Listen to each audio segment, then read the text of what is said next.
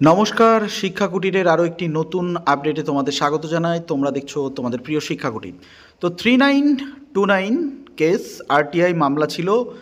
মামলাটি 2014 যারা TET pass ছিলেন এবং সেই সঙ্গে সঙ্গে 2020 সালে ইন্টারভিউ দিয়েছিলেন এবং 16,500 যে সিট ছিল সেই সিটের কিন্তু 3929 আরটিআই মামলা মাননীয় অভিজিৎ গঙ্গোপাধ্যায় মহাশয় কলকাতা হাইকোর্টে যে রায় দিয়েছিলেন, অর্থাৎ 3929-এ কিন্তু নিয়োগটা হবে।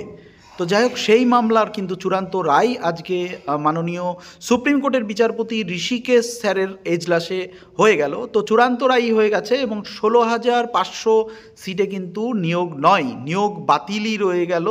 এবং এক্ষেত্রে কিন্তু টেট 2022-এর যে সিট রয়েছে সেই সিটে কিন্তু ক্যারি ফরওয়ার্ড হয়ে গেল। 16,500 সিটে কিন্তু এই 3929 আর রইল না, অর্থাৎ 16,500-তে কিন্তু আর কোনো রকম নিয়োগ নয়।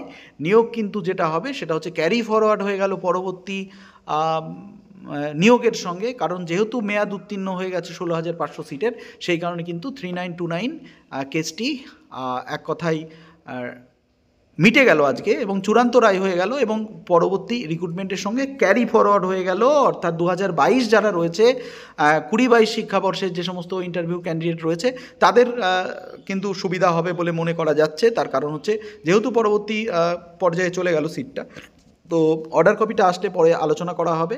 তো ভালো থাকুন, দেখতে থাকুন শিক্ষা কুটির। ধন্যবাদ।